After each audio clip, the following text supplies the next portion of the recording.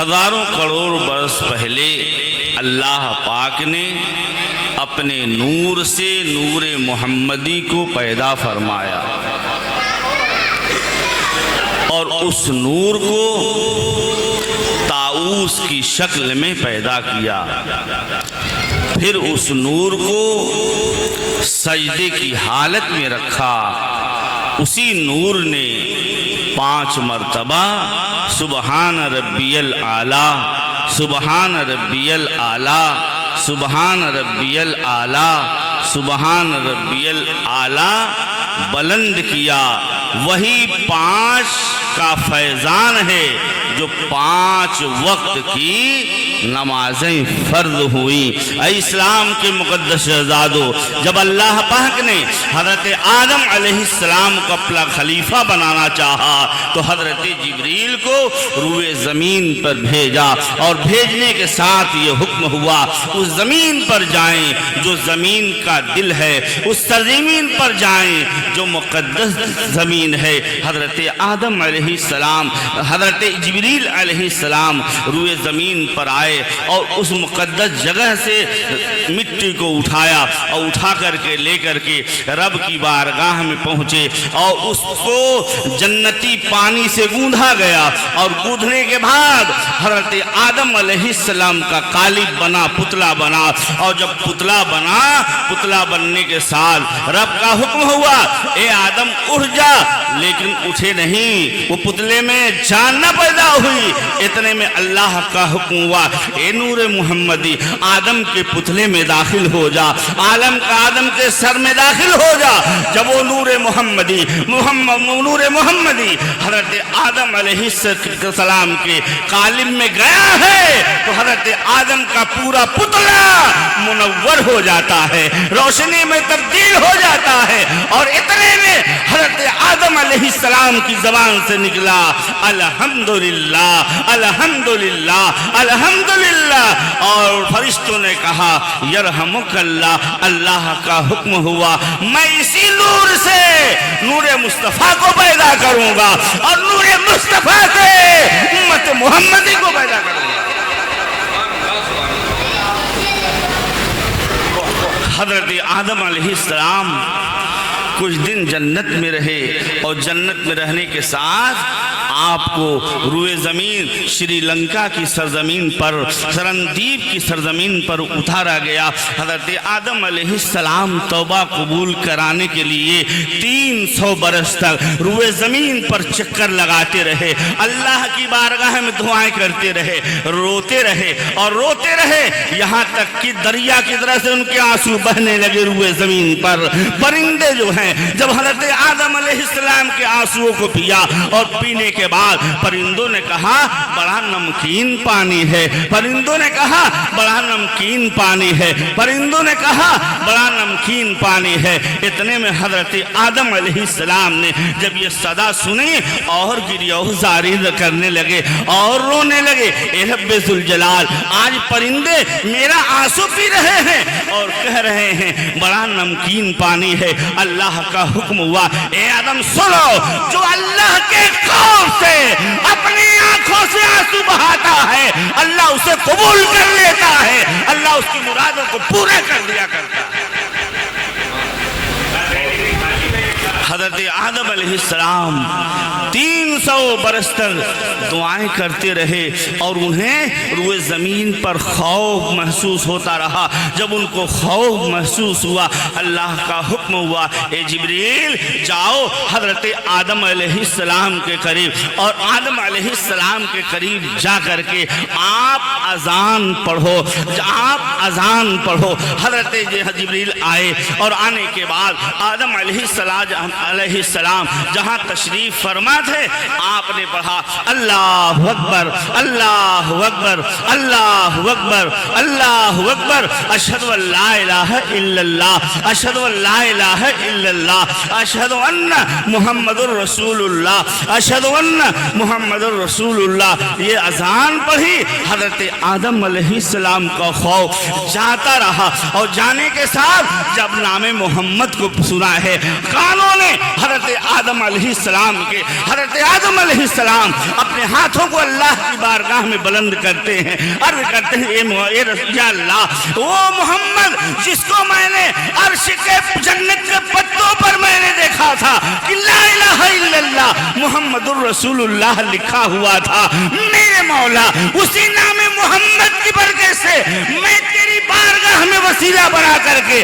دعا کرتا ہوں، میرے مولا میری دعا کو قبول کر لے، میرے مولا میری توبہ کو قبول کر لے۔ تو اللہ پاک نے حضرت آدم علیہ السلام کی توبہ نام محمد کی برکت سے قبول فرما لیا۔ یہ دربار محمد ہے، یہاں اپنوں کا کیا کہنا، یہاں سے ہاتھ خالی غیر بھی جایا نہیں کرتے۔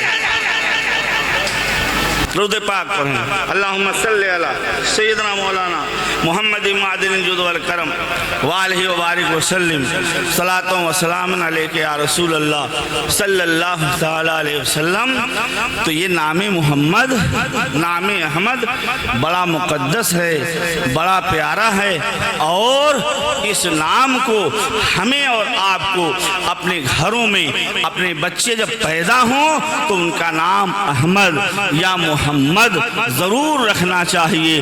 سرور کائنات صلی اللہ علیہ وسلم نے ارشاد فرمایا کہ جس مکان کے اندر، جس گھر کے اندر کوئی شخص نام محمد کا ہوا کرتا ہے، نام احمد کا ہوا کرتا ہے، اس مکان میں اللہ کی رحمتوں کا نزول ہوا کرتا ہے، اللہ کی برکتوں کا نزول ہوا کرتا ہے۔ اے اسلام کے مقدس شہزادو، ہم اور آپ اس پر عمل کرنے کی کوشش کریں۔ دنیا کے ہیرو کے نام پہ سلمان نام نہ رکھیں، دنیا کے ہیرو کے نام پر شاہ رخ خان نام نہ رکھیں، دنیا کے ہیرو کے نام پر ارباز خان نام نہ رکھیں۔ یہ دنیا دار لوگ ہیں، ان سے کوئی فائدہ نہیں ہوگا۔ یہ دنیا دار لوگ ہیں، ان کے ایمان اور عقیدے کا کوئی بھروسہ نہیں۔ لیکن آپ نے اگر محمد الرسول اللہ صلی اللہ علیہ وسلم کی محبت میں اپنے بچوں کا نام رکھا محمد، یقیناً اللہ کی رحمتوں سے مالا مال ہوں گے، یقیناً اللہ کی برکتوں سے مالا مال ہوں گے، یقیناً اللہ کی نوازشات سے مالا مال ہوں گے۔ آئیے، حضرت موسیٰ علیہ السلام کا زمانہ ہے۔ حضرت موسیٰ علیہ السلام کے زمانے میں ایک شخص تھا، بڑا گناہگار، بڑا سیاہکار، بڑا بدکار، اور جب وہ بستی میں جاتا تو تمام بستی کے لوگ ڈنڈے لے کر کے، کوڑے لے کر کے، لاٹھی لے کر کے اسے مار کر کے بھگا دیا کرتے تھے۔ لوگوں کی نگاہ میں وہ بڑا گناہگار تھا، بڑا سیاہکار تھا، بڑا بدکار تھا۔ وقت گزرتا گیا، وقت گزرتا گیا، کچھ دنوں کے بعد اس بندے کا انتقال ہوا۔ آج ہم اور آپ علم دین سے دور ہیں، آج ہم اور آپ علم دین سیکھنا نہیں چاہتے ہیں، آج ہم اور آپ اپنے بچوں کو علم دین دنیا سے مالا مال کرنا نہیں چاہتے ہیں، اور اگر کچھ آ گیا تو وہ عالموں سے آگے بڑھنا چاہتے ہیں، حفاظ سے آگے بڑھنا چاہتے ہیں، شورا سے آگے بڑھنا چاہتے ہیں۔ پہلے علم دین ہے، علم مصطفیٰ ہے، بعد میں دنیا کا علم ہے۔ اس لیے کہا گیا کہ آپ پہلے اپنے بچوں کو علم دین سکھائیے، تبھی جا کر کے وہ ماں باپ کا ادب کرے گا، گھر والوں کا ادب کرے گا، بہن کا ادب کرے گا، بیوی کو حصہ دے گا، بیٹی کو حصہ دے گا، پھوپھی کو حصہ دے گا، ماں کو حصہ دے گا۔ ورنہ حالات حاضرہ آج آپ کی نگاہوں کے سامنے ہے۔ اسلام کے مقدس شہزادوں، وہ گنہگار سیاہکار بندہ، اس کی جان نکل گئی، روح قفس عنصری سے پرواز کر گئی۔ اب بستی والوں نے کیا کیا؟ آج ہم اور آپ فیصلہ کر دیتے ہیں، یہ بڑا ایسا ہے، یہ ویسا ہے، یہ ایسا ہے، ویسا ہے۔ ہم اور آپ کسی کے جنتی ہونے کا سرٹیفکیٹ نہیں دے سکتے، کسی کے جہنمی ہونے کا سرٹیفکیٹ نہیں دے سکتے۔ اللہ ہی جانے کون بشر ہے، اللہ ہی جانے کون بشر ہے۔ مگر آج ہم اور آپ نیتا جی کی محبت میں، نیتاؤں کی محبت میں، دنیا داروں کی محبت میں اپنے آپ کو بھولے جا رہے ہیں۔ ہے قول محمد قول خدا، فرمان نہ بدلا جائے گا، بدلے گا زمانہ لاکھ مگر قرآن نہ بدلا جائے گا۔ اے اسلام کے مقدس شہزادوں، اس بندے کا انتقال ہوا، اور انتقال ہونے کے بعد بستی کے تمام لوگ لوگوں نے اس کی لاش کو اٹھایا اور اٹھانے کے بعد جو بستی کے باہر کوڑا دان رکھا ہوا تھا اسی کوڑا دان کے اندر اس کی لاش کو اٹھا کر کے پھینک دیا۔ جب لاش کو اٹھا کر کے پھینکا کئی دن کے بعد حضرت موسیٰ علیہ السلام جو اللہ کے برگزیدہ پیغمبر تھے، نبی تھے، ان کو حکم ہوا اے موسیٰ فلاں بستی کے قریب آپ چلے جائیے، میرا بندہ انتقال کر چکا ہے،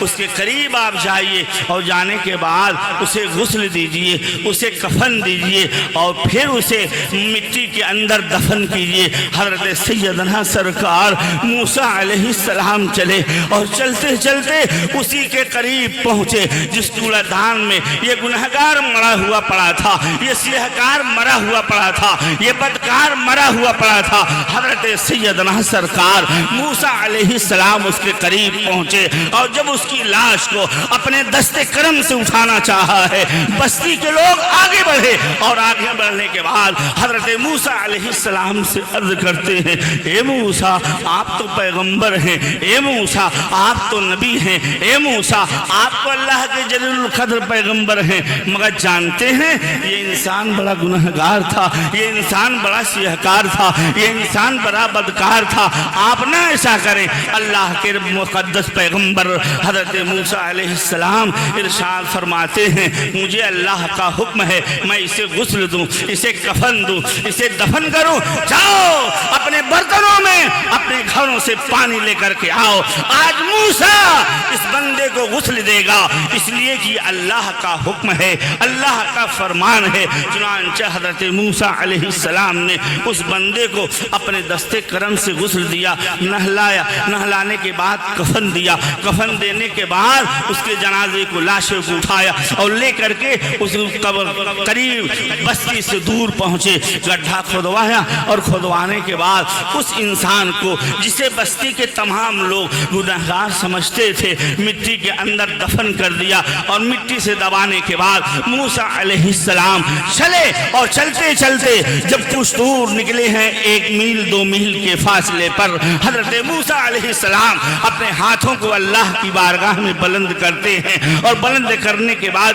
ارشاد فرماتے ہیں اے رب ذوالجلال مجھے ماجرا سمجھ میں نہ آیا، یہ انسان بڑا گنہگار تھا، یہ انسان بڑا سیہکار تھا، یہ انسان بڑا بدکار تھا، مگر تو نے ایک پیغمبر سے اس کے کفن اور دفن کا انتظام کروایا۔ مولا بتا دیا جائے راز کیا ہے، مولا بتا دیا جائے پوشیدگی کیا ہے، مولا بتا دیا جائے اس کے اندر معاملہ کیا ہے۔ اللہ کا حکم ہوا اے موسیٰ سنو، یہ بندہ گنہگار سیہکار ضرور تھا لوگوں کی نگاہ میں، لیکن سنو جب یہ توریت اٹھاتا تھا جہاں جہاں نام محمد آتا تھا اپنے لبوں سے چوم لیا کرتا تھا، جب یہ توریت اٹھاتا تھا جہاں جہاں نام محمد آتا تھا اپنے لبوں سے چوم لیا کرتا تھا، جب یہ انجیل اٹھاتا تھا جہاں جہاں نام محمد آتا تھا اپنے لبوں سے چوم لیا کرتا تھا۔ نام محمد چومنے کی برکت سے میں نے اس کے سارے گناہوں کو معاف کر دیا ہے، سارے گناہوں کو بخش دیا ہے۔ آج ہم اور آپ کوشش کریں کہ اپنے بچوں کا نام محمد کے ساتھ رکھیں، درود پاک پڑھیں، اللہم صلی علی سیدنا مولانا محمد معدن الجود والکرم وآلہ وبارک وسلم، صلاۃ و سلام علیک یا رسول اللہ صلی اللہ تعالی علیہ وسلم۔ تو حضور کا نام محمد، ان کے والد کا نام عبداللہ، ان کے دادا کا نام عبد المطلب، ان کے پردادا کا نام ہاشم، ان کے لکھر دادا کا نام عبد مناف، ان کے والد کا نام قصی، ان کے والد کا نام کلاب، ان کے والد کا نام مرہ، ان کے والد کا نام فہر، ان کے والد کا نام مالک، ان کے والد کا نام قصی، ان کے والد کا نام عدنان، حضور کی ماں کا نام حضرت آمنہ، ان کے نانا کا نام وہب، ان کے پردہ بنانا کا نام حضرت عبد مناف، ان کے لغر نانا کا نام حضرت عدنان پر جا کر کے یہ سلسلہ محمد الرسول اللہ صلی اللہ علیہ وسلم کا مل جاتا ہے۔ اللہ پاک نے اس زمانے میں بہت سے قبائل تھے، فہر بن مالک کو چنا، اس میں سے قبیلہ کنہانہ کو چنا، اس میں سے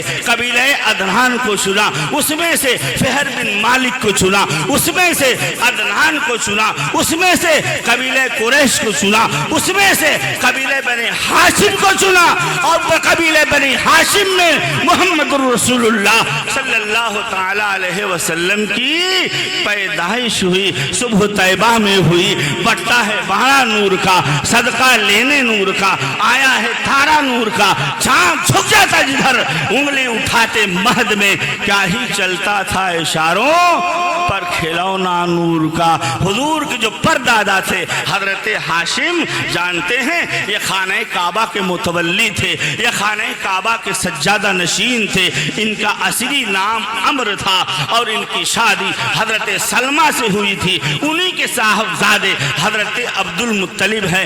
ہاشم بڑے سخاوت والے تھے، ہاشم مکہ کی سرزمین پر بہت عدل و انصاف والے تھے۔ ایک مرتبہ مکہ کی زمین پر قحط پڑ گیا اور حجاج اکرام کا مقدس قافلہ جب مکہ کی زمین پر پہنچا، خشک سالی کا زمانہ تھا، تو جانتے ہیں حضرت ہاشم رضی اللہ تعالیٰ عنہ ملک شام پہنچے، یمن پہنچے، اور وہاں سے سوکھی روٹیاں خریدی اور اونٹ کے گوشت خریدے، اور خریدنے کے بعد اسے سریر بنا کر کے سارے حاجیوں میں تقسیم کیا، سارے حاجیوں میں بانٹ دیا، اسی لیے آپ کا نام ہاشم پڑا۔ انہی کے صاحبزادے حضرت عبد المطلب ہیں۔ یہ عبد المطلب جانتے ہیں ان کی پیشانی میں نبی کا نور، نور محمدی چمکا کرتا تھا، نور مصطفیٰ چمکا کرتا تھا، وہ نور جو حضرت آدم علیہ السلام کی پیشانی میں تھا۔ جب حضرت آدم علیہ السلام کے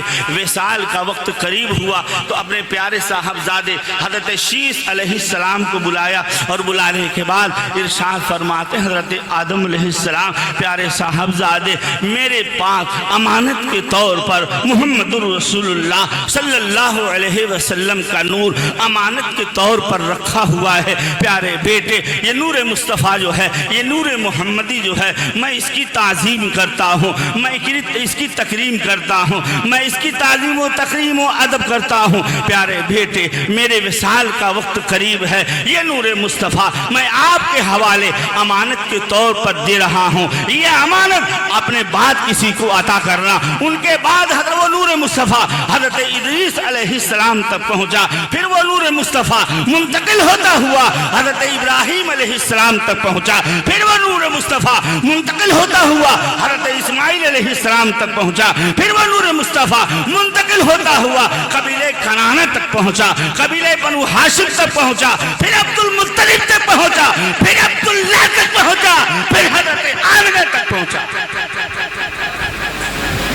درود پاک پڑھیں، اللہم صلی علی سیدنا مولانا محمد معدن الجود والکرم وآلہ وبارک وسلم۔ یہ نور مصطفیٰ ہے کہ حضرت آدم علیہ السلام کی توبہ قبول ہوئی ہے، یہ نور مصطفیٰ کی برکت ہے کہ حضرت نوح علیہ السلام کی کشتی جودی پہاڑ پہ لگی ہے۔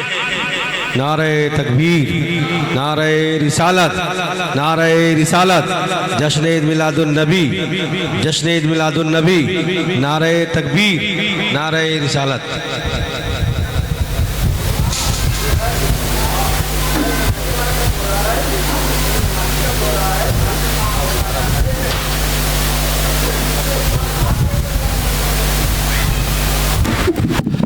استغفر اللہ ربی من کل ذنب و اتوب الیہ۔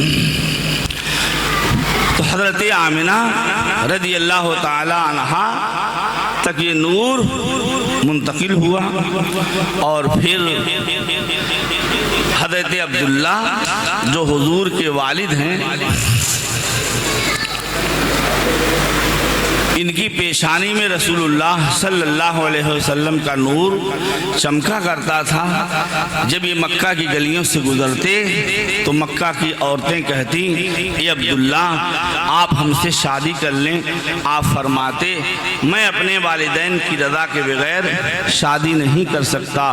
ایک دن ایسا ہوا کہ حضرت عبداللہ جو ہے جنگل میں شکار کے لیے تشریف لے گئے تھے اور اسی جنگل کے اندر یہودی موجود تھے۔ جب انہوں نے حضرت عبداللہ کی پیشانی میں نبی کریم صلی اللہ علیہ وسلم کا نور چمکتا اور دمکتا دیکھا تو اسلحے سے مسلح ہوئے اور چاہتے تھے کہ عبداللہ پر حملہ کریں اور ان کا کام تمام کریں، قتل کر دیں۔ جب انہوں نے اسلحہ نکالا حضرت عبداللہ پر حملہ کرنا چاہا، ناگہاں کچھ شیر غیب سے نمودار ہوئے اور نمودار ہونے کے بعد عبداللہ کو اپنے حصار میں لیا اور لینے کے بعد بحفاظت حضرت عبداللہ کو ان کے مکان پر پہنچے اور مکان پر پہنچنے کے ساتھ فانوس بن کے جس کی حفاظت ہوا کرے وہ شمع کا بجھے جسے روشن خدا کرے۔ اسی جنگل کے اندر وہب بن عبد مناف جو ہے موجود تھے۔ جب انہوں نے حضرت عبداللہ کی یہ کرامت دیکھی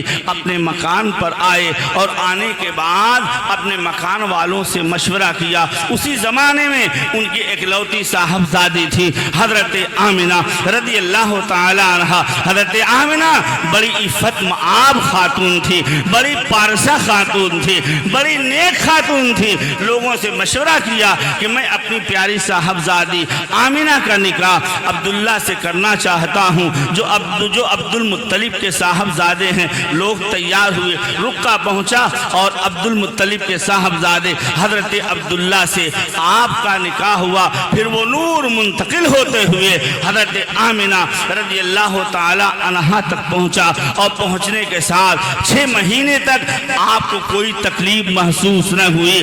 جب 7واں مہینہ ہوا حضرت آمنہ ارشاد فرماتی ہیں کہ میرے کانوں میں یہ آواز آتی تھی اے آمنہ مبارک ہو تمہارے شکم انور میں نور مصطفیٰ جلوہ گر ہو چکا ہے۔ جب وہ پیدا ہوں تو ان کا نام محمد رکھنا، جب ان کی تشریف آوری بیست ہو تو ان کا نام محمد رکھنا۔ یہاں تک کہ وقت گزرتا رہا۔ پہلے مہینے میں حضرت آدم علیہ السلام تشریف لائے، دوسرے مہینے میں حضرت نوح علیہ السلام تشریف لائے، تیسرے مہینے میں حضرت ادریس علیہ السلام تشریف لائے، چوتھے مہینے میں حضرت موسیٰ علیہ السلام تشریف لائے، 5ویں مہینے میں حضرت ابراہیم علیہ السلام تشریف لائے، 6 مہینے میں حضرت عیسیٰ علیہ السلام تشریف لائے اور یہ کے بعد دیگرے 9 مہینے تک انبیاء اکرام آئے اور یہ ارشاد فرماتے رہے مبارک ہو آمنہ آپ کے شکم انور میں نور مصطفیٰ صلی اللہ علیہ وسلم جلوہ گر ہو چکا ہے۔ فرماتی ہیں جب آخر رات کا آخری وقت آیا تو میں نے دیکھا کہ کچھ حوریں میرے سامنے ہیں، کچھ عورتیں میرے سامنے ہیں۔ ان میں سے ایک بولی میرا نام مریم ہے، دوسری بولی میرا نام آسیہ ہے، باقی تمام یہ جنت کی حوریں ہیں۔ میں حیران و پریشان تھی، یا اللہ یہ عورتیں کون ہیں؟ ان میں سے آواز آئے اے حضرت آمنہ ہم آپ کی خدمت کے لیے آئے ہیں، ہم آپ کی خدمت کے لیے آئے ہیں۔ چنانچہ اتنے میں مجھے تھوڑا سا ڈر محسوس ہوا۔ ایک سفید رنگ کا مرغ آیا اور آنے کے بعد اپنے پروں سے میرے جسم کو ڈھک لیا اور ڈھکنے کے ساتھ میرے سینے پر اپنے پر کو رکھا تو میں نے وہ ڈر میرے دل سے میرے ذہن سے ڈر دور ہو گیا۔ اتنے میں کچھ فرشتے آئے تشت لے کر کے اور سراہی لے کر کے اور گلاس یا تشت میں پانی لے کر کے آنے کے بعد فرشتے نے کہا حضرت آمنہ آپ اسے نوش فرما لیں، حضرت آمنہ آپ اسے پی لیں۔ فرماتی ہیں برف سے زیادہ ٹھنڈا تھا، دودھ سے زیادہ سفید تھا، دودھ سے زیادہ سفید تھا، گلاب سے زیادہ اس کی خوشبو تھی۔ جب میں نے اس کے گلاس کو اپنے منہ میں لگایا فرشتے کہتے ہیں اے آمنہ یہ کوئی اور دودھ نہیں ہے، یہ جنتی شربت ہے، اللہ نے آپ کے لیے بھیجا ہے۔ حضرت آمنہ نے اسے نوش فرمایا، ایک بار پھر دوبارہ پیا، پھر تیبارہ پیا۔ فرماتی ہیں وہ خوف میرے دل سے نکل گیا۔ فرشتے عرض کرتے ہیں اظہر یا سید المرسلین، اظہر یا سید المرسلین، اظہر یا ختم النبیین، یہ کہتے رہے اور حضور نبی کریم صلی اللہ علیہ وسلم اس خاکدان گیتی پر جلوہ فرما ہوئے۔ جب سرکار کی بعثت ہوئی تو حضرت آمنہ کا پورا گھر جگمگانے لگا، پورا گھر منور ہو گیا اور مشک کی خوشبو آنے لگی۔ اس زمانے میں حضرت صفیہ رضی اللہ تعالیٰ عنہ سامنے موجود تھی، فرماتی ہے میں نے سوچا کہ ان کو غسل دوں، ہاتف غیبی نے آواز دیا اے صفیہ میرے نبی کو غسل دینے کی ضرورت نہیں ہے، بلکہ میں نے انہیں پاک و صاف پیدا کیا ہے۔ سرکار ختنہ کیے ہوئے نابریدہ پیدا ہوئے تھے، اور پھر اس کے بعد حضرت شفا رضی اللہ تعالی عنہا نے اپنی آغوش میں اٹھایا، اور اٹھانے کے بعد فرماتی ہیں جب میں نے سرکار دو عالم صلی اللہ علیہ وسلم کی پیشانی کی طرف اپنا چہرہ کیا تو مجھے مشک و عنبر کی خوشبو آ رہی تھی، اور سرکار کے کندھے مبارک پر ایک گول دائرہ بنا ہوا تھا جس میں یہ لکھا ہوا تھا لا الہ الا اللہ محمد الرسول اللہ، لا الہ الا اللہ محمد الرسول اللہ۔ یہ خاتمہ جھوم رہی ہے۔ حضرت عبد المطلب جب آمنہ کے مکان میں داخل ہوئے فرماتے ہیں عبد المطلب لاہو ہمارے پوتے کہاں ہیں، میں ان کا دیدار کرنا چاہتا ہوں۔ آمنہ فرماتی ہیں دیکھیے وہ ہرے چادر پر لیٹے ہوئے ہیں اور سفید رنگ کی چادر اوڑھے ہوئے ہیں۔ جب قریب پہنچنا چاہتے تھے عبد المطلب، اتنے میں ہاتف غیبی نے آواز دیا عبد المطلب پوتے کا پہلے آپ دیدار نہیں کریں گے، سب سے پہلے جبریل دیدار کریں گے، اسرافیل دیدار کریں گے، میکائیل دیدار کریں گے، اسرائیل دیدار کریں گے، تمام فرشتے دیدار کریں گے، اس کے بعد آپ کا نمبر آئے گا۔ بلغلو سرور کہوں کی مالک ہو، مولا کہوں تجھے، باغ خلیل کا گلے زیبا کہوں تجھے، تیرے تو وصف عیب تنہی سے ہے بری، حیران ہوں میرے شاہ میں کیا کیا کہوں تجھے۔ درود پاک پڑھیں اللہم صلی علی سیدنا مولانا محمد معدن جود والکرم وآلہ وبارک وسلم، صلاۃ و سلام علیک یا رسول اللہ صلی اللہ تعالی علیہ وسلم۔ پھر عبد المطلب نے اٹھایا اور اٹھانے کے ساتھ انہیں چوما اور پھر خانہ کعبہ لے کر کے پہنچے، اور اسی خانہ کعبہ میں آپ کا نام محمد رکھا، آپ کا نام محمد رکھا۔ محمد وہ کتابیں کون کا تغرائے پیشانی، محمد وہ کتابیں کون کا تغرائے پیشانی، محمد وہ حریم قدس کا شمع شبستانی، مبشر جن کی بعثت کا ظہور عیسی مریم، مصدق جن کے عظمت کا لب موسیٰ عمرانی۔ اے اسلام کے مقدس شہزادو، یقیناً ہم اور آپ باعث خوش نصیب ہیں، نبی کریم صلی اللہ علیہ وسلم کی امت میں پیدا ہوئے، اور ہمیں اور آپ کو کلمہ طیبہ جیسا ذکر ملا ہے جس کا پڑھنا عبادت ہے، جس کو پڑھنا عبادت ہے، ذکر کرنا عبادت ہے۔ اور اگر ہم اور آپ اس کلمے کو سچے دل سے پڑھتے رہیں گے، اسی میں نام محمد بھی جڑا ہوا ہے، لا الہ الا اللہ محمد الرسول اللہ، افضل الذکر لا الہ الا اللہ۔ تمام اذکار میں سب سے افضل ذکر اگر کوئی ہے تو وہ لا الہ الا اللہ کا ہے۔ حضرت سیدنا سرکار جنید بغدادی رضی اللہ تعالیٰ عنہ بغداد شریف میں ہیں، وہ فرماتے ہیں کہ ایک زمانہ ایسا تھا میں راستہ چلتے جا رہا تھا، ایک میدان میں پہنچا تو دیکھا کہ ایک شخص ہے جو تخت پر بیٹھا ہوا ہے، میں اس کے قریب پہنچا اور پہنچنے کے بعد لوگوں سے پوچھا تو لوگوں نے کہا یہ ہمارے علاقے کا وزیر ہے، لیکن بڑا پریشان حال ہے، بہت پریشان حال ہے، بڑی مشکلوں میں گھرا ہوا ہے۔ اس نے حضرت جنید فرماتے ہیں میں نے اس سے کہا کہ مجھے اس کے قریب لے کر کے چلو۔ حضرت سیدنا سرکار جنید بغدادی رضی اللہ تعالیٰ عنہ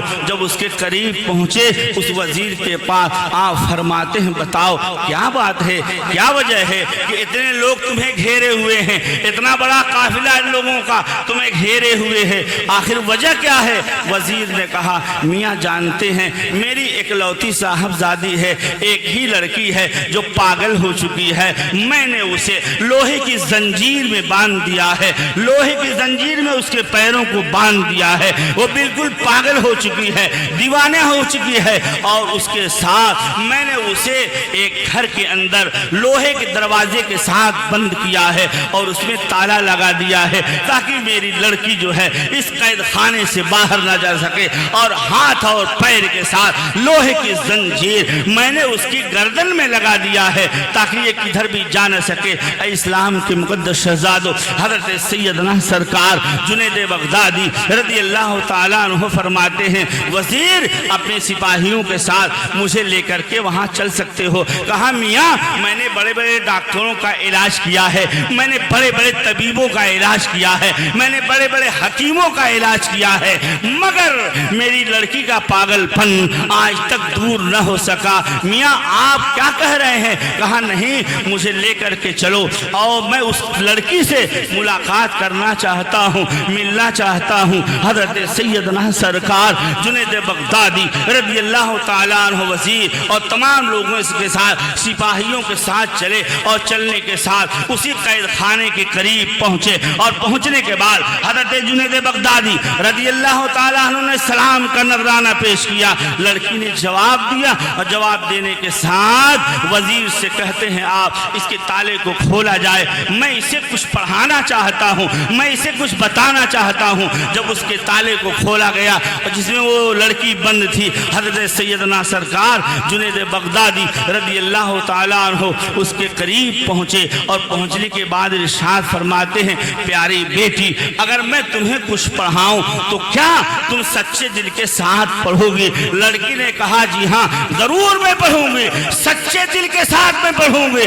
حضرت سیدنا سرکار جنید بغدادی رضی اللہ تعالیٰ عنہ ارشاد فرماتے ہیں پڑھنے نبی کا کلمہ اشہد ان لا الہ الا اللہ محمد الرسول اللہ۔ لڑکی نے سچے دل کے ساتھ جب اشہد ان لا الہ الا اللہ پڑھا ہے تو لوہے کی آدھی زنجیر ٹوٹ کر کے گر جاتی ہے، جب محمد الرسول اللہ پڑھا ہے دوسری زنجیر ٹوٹ کر کے گر جاتی ہے، اور گرنے کے ساتھ وہ لڑکی کہتی ہے اے انسان یہ کیسا مقدس کلمہ ہے، جب میں نے پڑھا سچے دل سے تو میری دونوں زنجیریں ٹوٹ چکی ہیں، تو آپ کا نبی کتنا مقدس ہوگا، آپ کا نبی کتنا محترم ہوگا۔ آج آپ مجھے اسلام کا کلمہ پڑھائیے اور میں کلمہ پڑھ کر کے داخل اسلام ہونا چاہتا ہوں۔ حضرت جنید بغدادی نے اسے کلمہ پڑھایا اور کلمہ پڑھانے کے ساتھ داخل اسلام کیا۔ اے اسلام کے مقدس شہزادو، یہ ایسا مقدس کلمہ ہے، ہم اور آپ اسے زیادہ سے زیادہ پڑھا کریں۔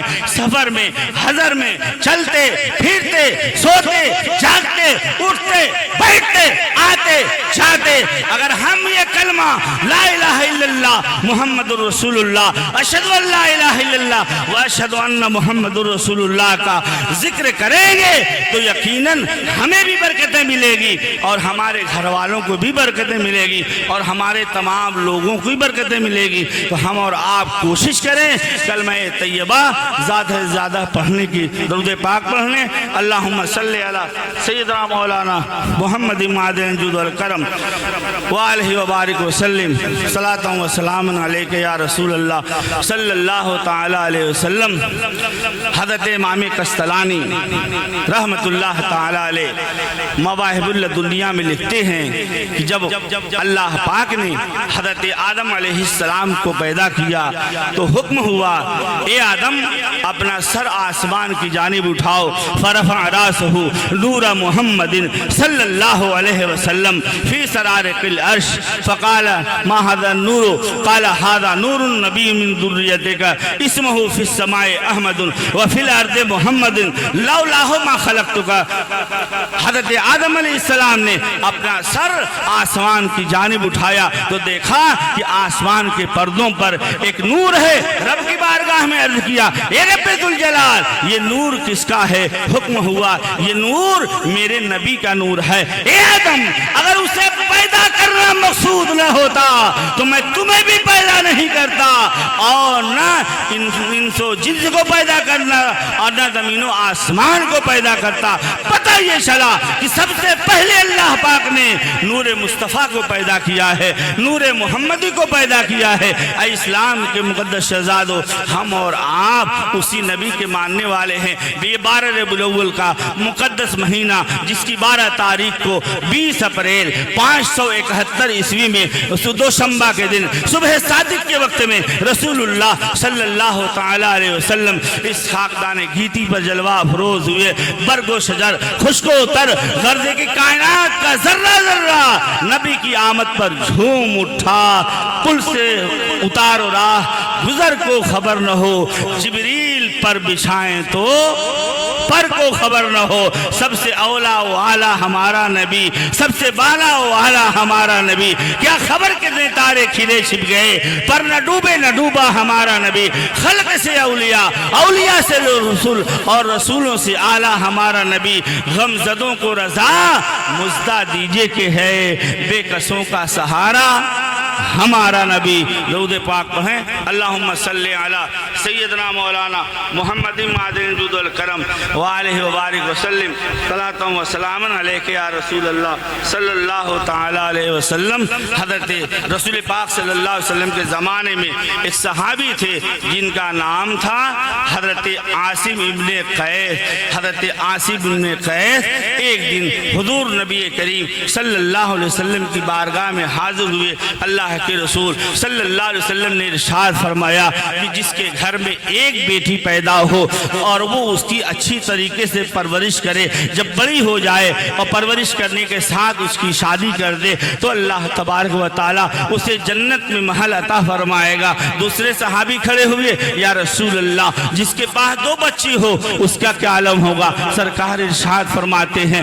اگر اس نے بھی صحیح طریقے سے پرورش کیا اسلام کے مطابق اور اس کی شادی کیا تو اللہ اسے بھی جنت میں محل دے گا۔ تیسرے صحابی کھڑے ہو گئے یا رسول اللہ جس کے 3 بچی ہو اس کا کیا عالم ہوگا؟ چوتھے صحابی کھڑے ہوئے یا رسول اللہ جس کے 4 بچی ہو۔ 5ویں صحابی کھڑے ہوئے یا رسول اللہ جس کے 5 لڑکیاں ہو۔ سرکار ارشاد فرماتے ہیں ایسے ہی اللہ پاک اسے بھی جنت میں محل عطا فرمائے گا۔ اسی مجلس میں ایک صحابی حضرت عاصم بن قیس بیٹھے ہوئے تھے جو گریہ و زاری کر رہے تھے، روتے جا رہے تھے، آدھاریاں آنسوؤں سے تر ہے۔ اللہ کے رسول صلی اللہ علیہ وسلم نے پوچھا عاصم بن قیس کیا وجہ ہے، کیوں روتے جا رہے ہو، کیا بات ہے؟ عاصم بن قیس فرماتے ہیں یا رسول اللہ میں اپنے گناہوں پہ رو رہا ہوں، میں اپنے گناہوں پہ نادم ہوں، نہ جانے اللہ میری غلطیوں کو معاف کرے گا یا نہیں، نہ جانے اللہ میرے گناہوں کو معاف کرے گا نہیں۔ سرکار صلی اللہ علیہ وسلم ارشاد فرماتے ہیں بتاؤ عاصم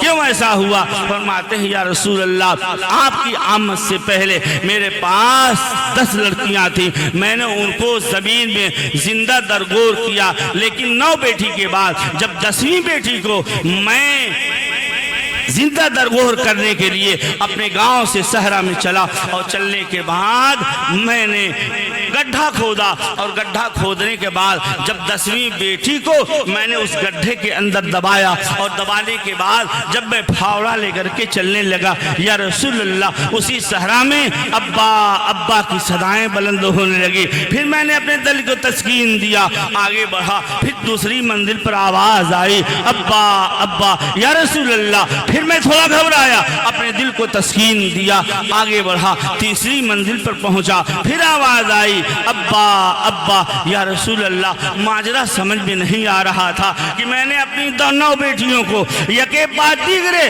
زمین کے اندر درگور کر دیا، گاڑ دیا، مگر ایسا ماجرا میرے سامنے نہ ہوا یا رسول اللہ۔ جب 10ویں بیٹی کو میں نے زمین کے اندر دفن کیا، گاڑ دیا، تو یہ میں نے صدا اسی صحرا میں سنی ابا ابا کی یا رسول اللہ۔ وجہ کیا ہے؟ آقا کریم صلی اللہ علیہ وسلم ارشاد فرماتے ہیں سنو سنو ایسے زندہ ہے جو تم نے اپنی 9 بیٹیوں کو زمین میں زندہ گاڑا تھا، وہ میں تمہارے نبی کے آنے سے پہلے پہلے والی رات تھی، لیکن جب تم اپنی 10ویں بیٹی کو زمین میں زندہ درگور کر رہے تھے، زمین میں گاڑ رہے تھے، وہ پیغمبر اسلام محمد الرسول اللہ صلی اللہ علیہ وسلم کے آنے والی رات تھی۔ میں تو اسی لیے آیا ہوں کہ تمہیں بتاؤں کہ تمہاری بیٹیاں زحمت رہی ہیں بلکہ رحمت ہیں، تمہاری بیٹیاں زحمت رہی ہیں بلکہ رحمت ہیں، اور اللہ کی طرف سے یہ رحمت بن کر کے آئی ہیں۔ ہن لباس لکم وانتم لباس لہن، عورت مرد کا لباس ہے اور مرد عورت کا لباس ہے۔